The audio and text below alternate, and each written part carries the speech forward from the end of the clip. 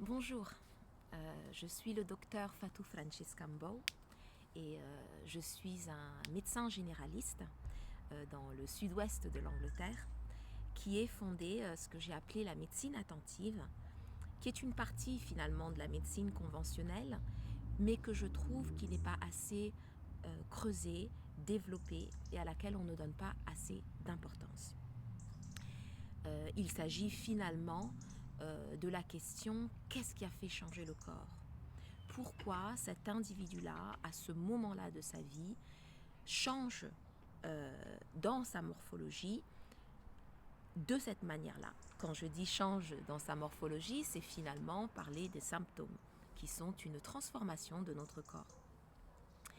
J'aimerais commencer d'abord par mon parcours, après parler un petit peu des questions que je me suis posées, des réponses que je me suis données, et de ce que je propose en médecine attentive comme finalement continuation de l'apprentissage à travers la consultation et à travers ce que le patient découvre de lui-même et de sa maladie.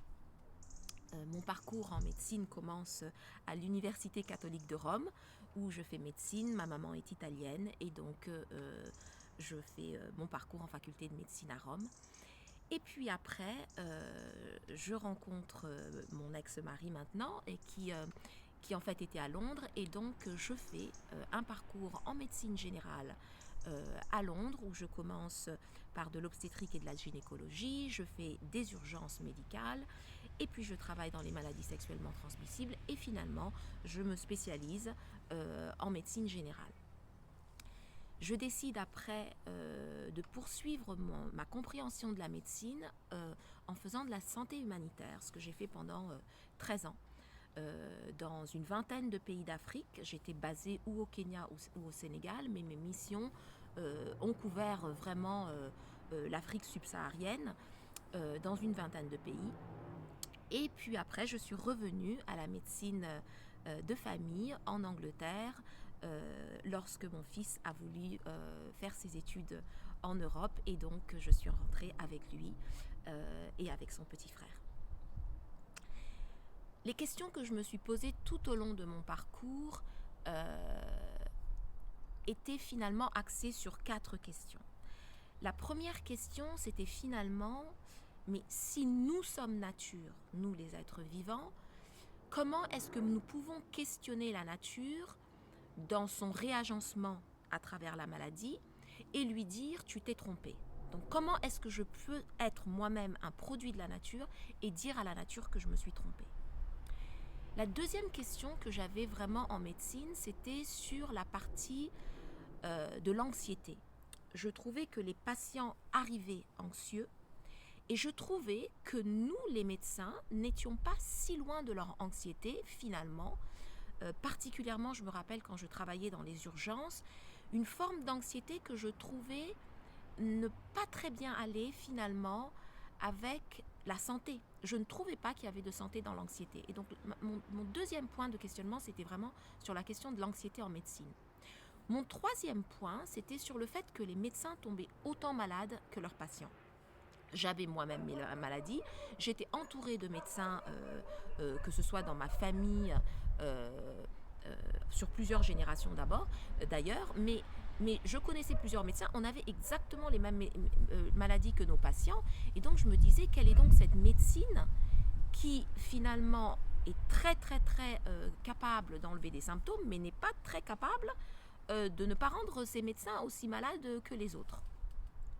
Et enfin, ma quatrième question posée sur les effets secondaires des médicaments, que je ne trouvais pas si secondaires que ça du tout, et aussi les complications des chirurgies. Je veux dire, notre médecine avait un coût qui n'était pas juste un coût financier, je parle vraiment du coût humain d'un point de vue de sa proposition en chirurgie et en pharmacie. Je trouvais qu'il y avait un coût qui était trop rapidement esquivé dans la conversation. Toutes ces questions m'ont aussi fait réfléchir à qu'est-ce que finalement la maladie et qu'est-ce que finalement la santé. Et je trouvais que les propositions de définition qu'on me donnait en médecine ne me satisfaisaient pas. J'ai trouvé très très intéressante une définition que j'ai vue de la santé comme silence des organes. Et j'ai trouvé comme très très intéressante une définition de la maladie que j'ai vue qui parlait de finalement la maladie comme une perte de vitalité, comme une perte d'énergie vitale. Et j'ai trouvé que en effet, quelle que soit la maladie, qu'elle soit mentale ou physique, nous pouvons avoir un dénominateur commun qui est en effet la perte d'une énergie vitale. Et je trouvais ça très très intéressant. Qu'est-ce que je propose donc en médecine attentive ? Je propose 90 minutes qui sont complètement dédiées à l'écoute du patient, à l'observation du patient et au questionnement des thèmes soulevés par le patient en relation à ce qui s'est passé dans sa vie autour du moment où son corps change.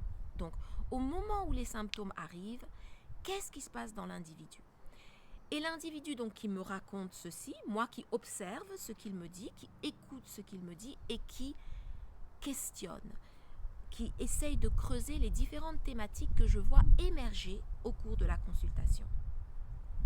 Mon expérience en médecine attentive s'est affinée tout au long de ma vie, à travers la médecine attentive avec moi-même, avec mes enfants, avec ma famille, avec mes amis. Et puis, en médecine conventionnelle, avec mes patients, le fait d'essayer de dédier de plus en plus de temps à la question « Qu'est-ce qui s'est passé autour du moment où votre corps a changé ?» Et j'ai vu que les réponses que les patients nous ont offertes au cours de ces consultations tout au long de ma vie ont permis parfois vraiment aux symptômes de complètement disparaître, parfois aux symptômes d'être compris différemment et d'être finalement apaisé différemment. Parfois à des changements de vie qui n'avaient absolument plus rien à voir avec les symptômes, mais à voir avec une révision de vie, parce qu'à la source de ce qui est discuté en médecine attentive, ce sont vraiment les relations vitales. Quelles sont les relations vitales qui n'ont pas été respectées ou qui ont été négligées et qui sont finalement très souvent en miroir avec ce changement du corps. Et donc l'observation de ces relations vitales, le questionnement de ce que nous en avons fait est souvent à la base de quelque chose qui change dans la vie du patient, que ce soit dans son symptôme, que ce soit dans sa vie de manière plus générale et que j'ai trouvé extraordinaire. Je vous remercie.